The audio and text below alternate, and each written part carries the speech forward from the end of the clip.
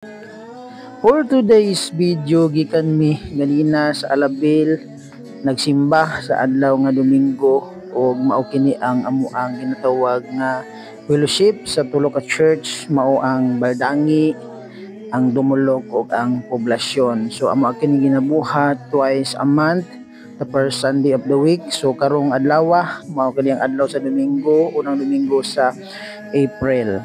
So sayo pa kay tanag mata, alas 2 pa kayo sa kabuntagon para magluto og binangkal.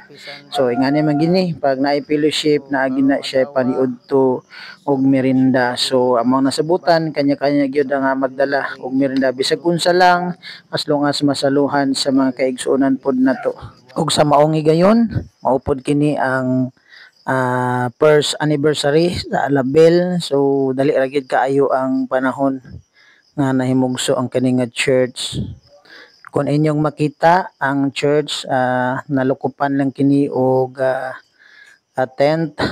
Daghan na jud kaayong mga buslot-buslot pod sa kadugay nga panahon, pero nakita nako ang mga kaigsuonan nga lipay gihapon in time sa mga panagtigom og panagsimba. So nasayod man jud kita nga dunay gyud i-provide ang Ginoo sa matag usa ka nato, labi na sa church building nga iyahang i-provide. Mag-agad lang gyud ta kung unsa gyud ang plano nga matuman diya sa Ginoo. And nalipay mi tungod kay naanapoy usab nga ato ang pinangga nga missionary na miabot diri og nag-share sa may tungod sa mensahe sa grasya ug kaluwasan. Kauban niya Pastor Troy Duroy and Pastor Drew Willie Sheik. Yeah, so I'm not thinking of what I lack.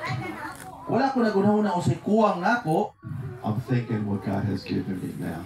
Akong gunahuna unsa ang iyang gihatag kanako. Amen. Amen. And I say, I am here in church today.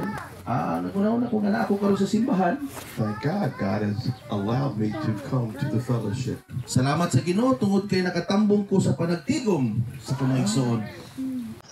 If you want to become a part of this ministry, you may contact us through Facebook accounts, and we have also our page on Glorious Fellowship Church.